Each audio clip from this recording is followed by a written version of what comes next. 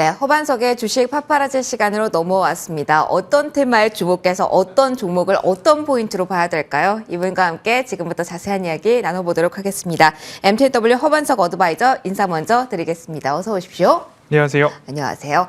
자, 시장에 대해서 요즘 같은 종목에 대해서 깊이 있게 기대를 거는 시기가 또 있었나 싶을 정도로 종목에 대한 힘이 가능한데요. 자, 그래서 오늘 면밀하게 테마 짚고 종목 알아보겠습니다.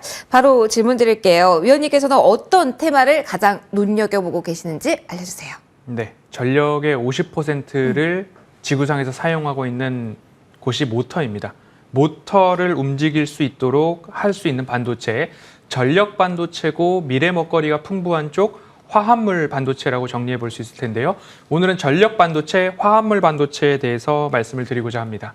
아, 전력 반도체라고 이야기를 해주셨어요. 그러니까 전력을 제어하는 반도체, 우리가 스위치 껐다 켰다 하는 네. 것처럼 그렇게 제어를 할 수 있는 전력 반도체 테마로 좀 가져오셨습니다. 그러면 좀 더 자세하게 좀 알아보도록 하죠. 전력 반도체에 대해서 어떤 포인트들을 주로 보고 계신 걸까요? 전력 반도체에 대해서 먼저 좀 이해가 필요할 네. 텐데요. 전력 반도체는 이제 전자기기에서 대부분 이제 전기 신호를 변환하거나 작동시키거나 온 오프를 하거나 인버터라고 하는 곳에다가 전자 신호를 줘야 되고 거기서 변화, 변압, 분배, 제어 이런 역할들을 수행하는 반도체가 전력 반도체라고 부를 수 있겠습니다. 전기 자동차에는 이제 엔진이 없고 모터가 들어가죠. 모터를 구동할 수 있도록 하는 데가 인버터인데 이 인버터가 모터에 전력을 공급해야 됩니다. 이렇게 해, 이 정도의 전압으로 이 정도의 전류를 흘려보내도록 해 라고 하는 마이크로 컨트롤 유닛이라고 하는 MCU에서 이런 전자 신호들을 다 제어를 하는데 여기에 탑재되는 부품이 전력 반도체다라고 이해를 해보시면 좋을 것 같고요. 지구상에서 생산되는 전력의 50% 가까이가 모터를 움직이게 하는데 사용이 되고 있기 때문에 이 모터를 제어하는 반도체다. 전력 반도체가 그런 역할을 수행하고 있다라고 보시면 좋을 것 같고요. 앞으로 모터가 들어가는 곳들이 더욱더 많아지고 있죠. 자동차에도 모터가 들어가고 로봇의 모든 관절에도 모터가 들어가고요. 로봇 청소기, 산업용 로봇 모두 다 모터로 움직일 수 있기 때문에 이 모터를 미세하게 제어하고 지속 가능하게 제어하고 24시간 지속적으로 움직일 수 있도록 만들어줄 수 있는 모터를 제어하는 전력 반도체다라고 개념을 잡아보시면 앞으로 이 모터가 탑재되는 시장이 더 커질 것인가 아니면 작아질 것인가 생각을 해봤을 때 산업의 방향성은 모터가 활용되는 부분들이 더 많아지고 있다라고 이해해 보시면 좋겠습니다. 진짜 쓰이는 곳이 많아지고 있고 그 쓰임새가 많아지는 곳이 신성장 동력에 대해서 시장의 기대감이 동시에 높아지고 있다라는 점을 부각시켜 주셨어요. 그러면 한 걸음 더 들어가서 좀 알아보도록 할게요. 결국은 이 전력 반도체 같은 경우는 사용되는 소재에 따라서 시장이 구분되는 게 중요하고 그 차이를 아는 게 중요하다고 들었어요. 그럼 지금 상황에 있어서 소재에 따라서 시장 어떻게 나눠지고 있는지 그리고 그 효용도에 대해서 설명 좀 받아보고 싶네요. 소재로 접근을 한다면 네. 원래 반도체 웨이퍼는 실리콘이지 않습니까? 네네. 실리콘 같은 경우에는 열이 높아지게 된다면 결국 녹아버립니다.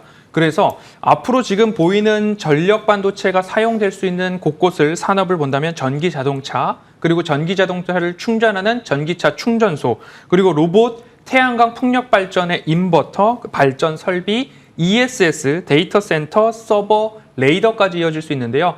간단하게 말씀을 드려서 전기차를 충전한다라고 했을 때에는 더 많은 전력을 단시간에 고전압으로 주입을 시켜야 되기 때문에 더 많은 열이 발생될 것입니다. 그리고 서버 같은 경우에도 처리하는 데이터 용량이 많아지기 때문에 열이 발생할 수 있고 주파수가 높은 곳에서 레이더를 활용하거나 통신 모듈 같은 것들이 활용면이 더 넓어지고 있습니다. 그러면 여기서 나오는 단어들이 있죠. 열에 강해야 되고 그리고 고전압을 다룰 수 있어야 하고 초고주파소를 활용할 수 있어야 되고 하지만 전기자동차에 들어간다면 소형화가 이루어질 수 있어야 되고 하는 면면들을 다 소화할 수 있도록 실리콘 다음으로 개발된 소재들이 SiC, 실리콘 카바이드가 나올 수 있고요. GaN, 갈륨 나이트라이드가 나올 수 있습니다. 이 각각의 면면들을 다 이 시간에 다루기는 어렵지만 실리콘 카바이드 같은 경우에는 고전압에 더 유리한 면이 있고 갈륨 나이트라이드 같은 경우에는 초고주파수에 유리한 면이 있다라고 정도 말씀을 드릴 수 있겠습니다. 그러면 하나만 정리하고 싶어요. 지금 말씀해 주신 두 가지 소재는 지금 대세라고 볼 수 없고 지금 대세가 교소라고 한다면 이쪽은 신소재 아직까지 그 사용 퍼센테이지가 높지 않은 쪽이라고 저희 이해를 해야 되는 건가요? 아직까지 우리가 직접적으로 눈에 보이진 네. 않지만 우리 간단하게 휴대폰 충전기 여기 같은 경우에는 초고전압 빠른 충전기가 급속 충전이 가능한 제품들을 본다면 그 안에 갈륨 나이트라이드 전력 반도체가 들어가 있다. 그래서 이 부분들이 우리나라의 전기차 충전소가 아직 모자란데 급속 충전소가 많아지고 있다라는 모습들을 봤을 때에는 그 안에 갈륨 나이트라이드 전력 반도체가 다량 탑재될 가능성이 높다.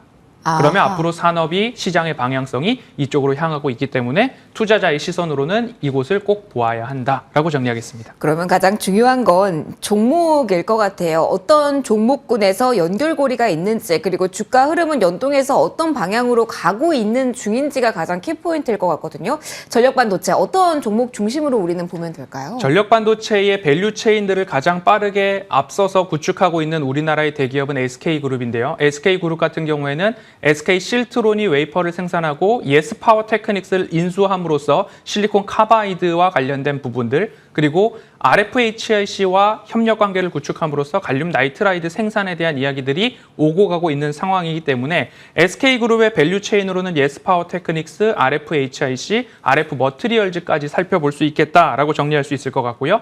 LX 세미콘 같은 경우에도 LG 이노텍으로부터 실리콘 카바이드 반도체 생산 웨이퍼 생산 제조 공정을 인수한 면이 있기 때문에 앞으로 이 부분을 더 미래 먹거리로 발전시켜 나갈 가능성이 높습니다. DB 하이텍 같은 경우도 실리콘 카바이드, 갈륨 나이트라이드 모두 다 공정을 개발하고 있는 단계다라고 보시면 좋을 것 같고요. KEC 같은 경우에 전력 반도체 SiC 쪽으로 생산을 하고 있는데 여기는 전기 자동차보다는 지금까지 납품 이력을 본다면 전자기기, 가전제품 쪽으로의 매출이 거의 90% 비중을 차지하고 있는데 일전에 한번 급등한 적이 있습니다. 그때 당시에 테슬라와 BYD 쪽으로 전력반도체 공급 이슈가 있는 것 아닌가라는 보도가 이어졌었는데 실제로 납품한 것은 맞지만 디지털 콕핏, 디스플레이 쪽으로의 전력반도체가 납품된 이력이 있기 때문에 유상증자로 인해서 급락을 했습니다. 그런데 이 유상증자 자금으로 SiC 관련된 공정 설비를 구축하겠다라는 계획들이 나오고 있는 모습이기 때문에 지금 불러드린 종목들 중 그리고 또 이어서 IA나 A프로, 아모센스 같은 것들이 전력반도체 관련된 준비를 하고 있는 기업이 있는 반면 전력반도체 안에서 매출과 이익이 나고 있는 기업이 있기 때문에 그 사이에서 어느 기업이 더 주요한 미래 먹거리에서 이익을 더 창출할 수 있을까? 실질적으로 실체가 있는가? 준비하고 있는 기업이 있는 반면 매출과 이익이 나고 있는 기업이 있기 때문에 이 두 가지에서 옥석 가리기를 잘 진행해 보실 수 있겠다고 정리하겠습니다. 매출이 나오는 쪽에 조금 더 기대를 지금 높게 보시는 거다. 그렇습니다. 1차적으로 이렇게 정리를 해드리도록 하겠습니다. 자, 그럼 그 포인트를 가진 종목군은 어떤 종목인지 마감 후에 저희가 공개를 해드리도록 하겠고요. 일단 오늘장 마무리 먼저 하도록 하겠습니다. 5월 9일장 오늘은 어떻게 마무리가 될까요? 더 빠지진 않았습니다. 그래도 조금 더 오후에 힘을 내는 모습을 보였는데요. 코스피 2,500선 위에서 현재 마감 대기하고 있고요. 코스닥도 많이 빠졌습니다만 0.77% 정도로 하락 제어된 구간에서 830선 구간에서 현재 마감 대기하고 있습니다. 오전 1시와 비교했을 때 오후 1시와 비교했을 때 큰 수급 변화는 없는데요. 잠시 후 다시 한번 점검은 해드리도록 할게요. 5월 9일장 이렇게 문을 닫겠습니다.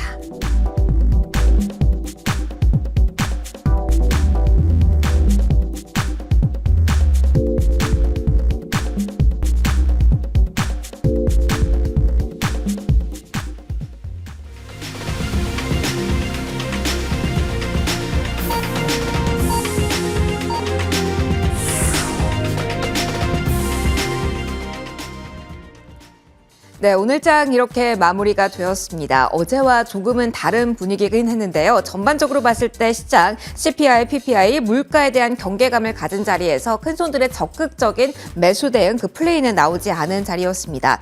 2차 전지 변동성과 관계해서 보일 수 있는 지수의 흐름과 그리고 수급적인 내용들 지금부터 하나씩 정리해 드리도록 하겠습니다. 먼저 지수의 흐름부터 살펴드릴게요.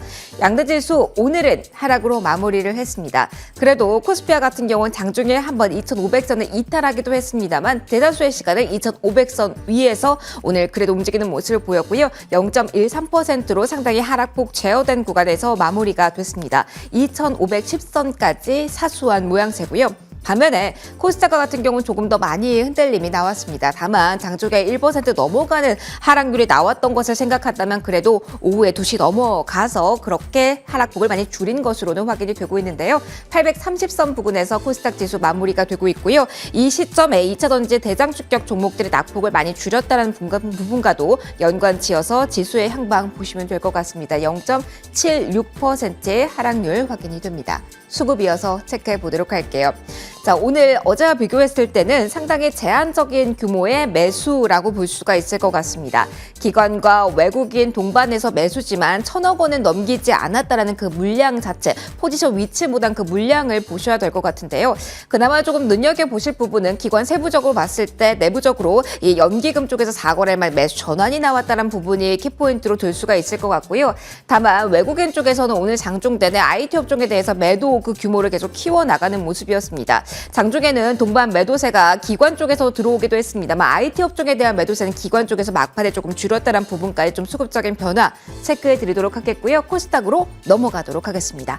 자, 코스닥은 외국인 4거래 연속 매도 우위입니다. 특히 계속해서 IT 하드웨어 쪽에 대한 매도 공세가 좀 거세지고 있다는 점이 업종별로 봤을 땐 특징이고요. 기관과 외국인 오늘도 팔자세, 개인만이 받아내는 형국이 코스닥의 수급의 특징으로 잡힙니다.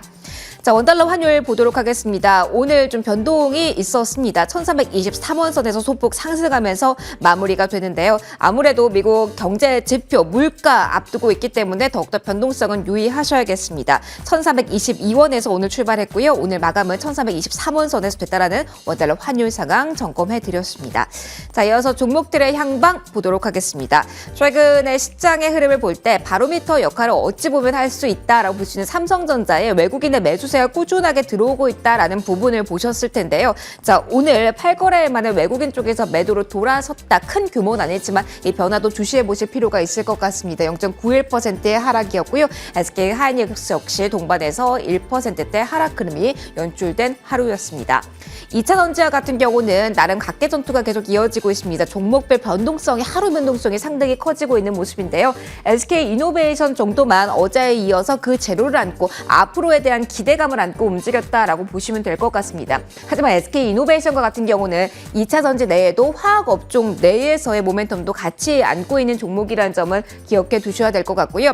실적으로 움직인 대표적인 종목 보겠습니다. 셀트리온이 5% 넘게 오늘 상승 흐름 그렸고요. 조선주도 향후 실적에 대한 기대감이 높은 그 구간에서 삼성중공업도 3% 이상 오름세가 나타났습니다. 네이버 역시 실적감은 빼놓을 수 없죠. 오늘 또 한 번 상승하면서 거래 마감된 모습이었습니다. 반면에 실적에 대한 실망감이 있는 종목은 여전히 떨어지는 게 오늘 장의 패턴이라 볼 수가 있겠는데요. 한국항공우주 아래쪽에 있습니다. 6% 넘게 하락 흐름 보였고요. 하나 에어로스페이스도 향후에 대한 기대감을 나타낸 리포트에 영향이 나왔음에도 불구하고 오늘 2%대 하락으로 마감이 됐다는 부분까지 정리를 좀 해드리도록 하겠습니다. 시장 전반적으로 봤을 때 신재생 테마 안에 있는 종목들 좀 흘러내림이 좀 가파르게 확인이 되고 있고요. 변동성이 커지기 때문에 오늘 종목들의 향방은 이 정도에서 정리를 해드리고 평가를 바로 받아봐야 될 것 같습니다. 연익에 바로 질문을 드리도록 할게요. 시장의 이런 흐름 어떻게 보셨는지 진단 부탁드릴게요. 네, 시장의 분위기 지난주에는 3거래일만 우리 시장 거래를 했기 때문에 잠시 쉬어가는 전략을 안내를 드렸습니다. 그러면서 시장의 움직임들을 잘 살펴보시면 극명하게 대조되는 외국인들의 수급을 볼 수 있는데요.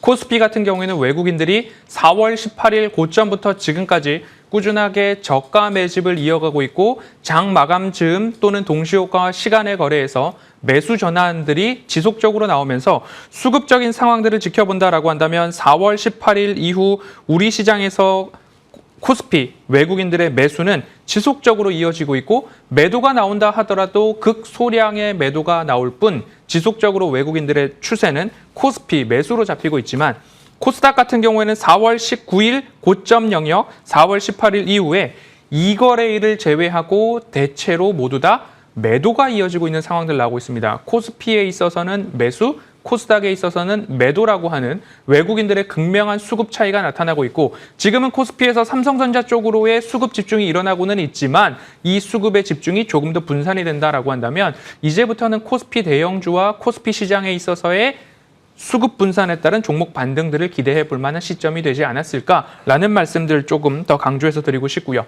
CPI 발표가 수요일 밤에 있습니다. 그리고 오늘 밤 미 부채 한도 협상에 바이든 대통령이 나선다라는 이야기가 있고 목요일이면 우리나라 옵션 만기일입니다. 옵션 만기일은 일단 외국인들의 선물 포지션을 보았을 때 상방에 대한 가능성이 보다 높고 CPI는 50점 맞던 아이가 90점 맞으러 올라가는 동안에는 눈에 띄게 확 변합니다.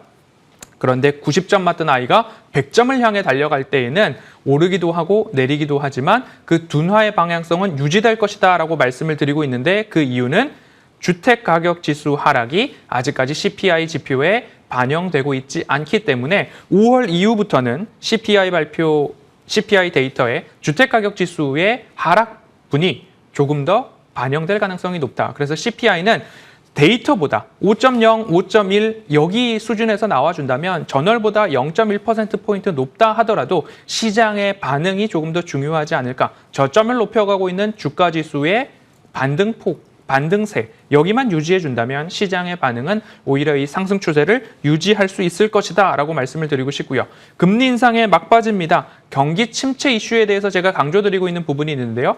고용이 여전히 좋습니다. 그럼 향후 고용에 대해서 제가 이렇게 안내를 드리고 있습니다. 고용이 아직 견조하기 때문에 경기 침체는 우리와 보다 좀 멀리 있을 수 있어 라고 하는 시장의 반응이 하나하나 나오고 있기 때문에 경기 침체 이슈는 조금 더 먼 이슈로 생각해 보시는 전략 말씀드리고 싶습니다. 알겠습니다. 외국인의 수급 여전히 중요하다라고 힌트를 주고 계시네요. 자, 이제 시장 정리를 좀 해봤고요. 화합물 전력 반도체 이야기하고 있었습니다. 그 안에서 종목 하나 픽해서 이야기 나눠보도록 할게요. 중요한 건 여러 가지 종목이 있지만 그 중에서 어떤 종목을 보는지 어떤 포인트를 가지고 어느 시기에 접근하는지일 것 같습니다. 위원님 바로 종목 공개해 주실까요? 네, 오늘 말씀드릴 종목 KEC입니다. 최근 유상증자 발표로 인해서 주가 급락이 나왔습니다. 이 때문에 다들 조금 조심스러워 하셨고 보유자분들은 조금 어렵지 않은가라는 생각이 드시는데요. 차트 흐름을 본다면 2년, 3년 동안의 차트를 보았을 때 저점 구간이 유지가 되고 있는 상황 확인을 하실 수 있고요. 주봉상 200주선에서 반등이 나오고 있는 모습들 재차 확인이 됩니다. 일봉으로 열어 놓았을 때에도 이 저점 구간대에서 유상증자 발표로 인한 하락이 발생을 하였고 그 이후 저점 구간에서 횡보하고 있지만 이 라인은 지켜가고 있기 때문에 이 구간에서 이제 하나하나 담아갈 구간이 되지 않았나 그리고 추가 매수를 하시더라도 이 구간에서는 살살 모아갈 때가 되었다라는 말씀드리고 싶고요. 유상증자를 함에 있어서 어디에다 쓸 것인가를 살펴보았더니 실리콘 카바이드 설비를 만드는데 공장을 증설하거나 설비를 구축하는 데 사용하겠다라는 포부가 있습니다. 지금까지는 가전제품향 SiC만 나가고 있는데 앞으로 자동차향 SiC도 외부로부터 수주를 받을 준비를 하는 모습이니까요. 유상증자에 성공하기 위해서는 유상증자에 일반 주주들이 참여를 해서 수익을 볼 수 있겠다라는 시나리오가 있어야 되는데 그럼 지금부터 살금살금 주가의 바닥을 다지고 상승할 가능성이 보다 높지 않을까라는 말씀을 드리고 싶고요. 목표가는 3,000원 말씀을 좀 드리고 싶습니다. 추세선을 그었을 때 이러한 추세선이 나오고 추세선 상단이 3,000원까지는 올라갈 수 있겠다라고 보여지고 있는 만큼 지금부터는 KEC 관심 가질 때가 되었다라고 말씀드리겠습니다. 알겠습니다. KEC에 대한 전략 들어봤고요. 저희 AS 빠르게 한 종목만 질문해서 받아보도록 할게요. 3주 전에 받아본 종목 신성 ENG입니다. 이 종목이 실적 소환 이후에 지금 위치라서 계속해서 저희 홀딩해도 되는지 궁금해서요. 시간 충분치 않지만 짧게 전략 수정 부탁드릴게요. 결론적으로 2,600원에 대한 목표가는 동일하고요. 지금 신성 ENG 같은 경우에도 2,000원 라인에서는 지지 여부 나오고 있기 때문에 2,000원 라인에서는 매수하시고 위로 슈팅이 나왔을 때는 비중 축소, 다시 2,000원 왔을 때는 비중 확대, 엇박자 타지 않아야 되는 교과서로 제가 안내를 드리고 있으니까요. 보유자분들은 지속 홀딩해 가시면 좋겠습니다. 알겠습니다. AS 종목도 그렇고요. 오늘 새롭게 주신 종목도 2차 전지 카테고리 내에 있는 종목군이라 볼 수 있겠는데요. 계속해서 이 종목군들 훼손되지 않는 한 계속해서 목표까지 끌고 가도 된다라는 이야기까지 정리해 드리도록 하겠습니다. 자, 이제 마무리하도록 하겠습니다. 저희 인사드릴 시간에 허반석 어드바이저 함께 인사드리도록 할게요. 오늘 일정 좀 변동석었는데요. 대응하시느라 수고하셨습니다. 내일도 더 많이 준비해서 이 시간 다시 마감 함께 하도록 할게요. 시청해주신 여러분 고맙습니다.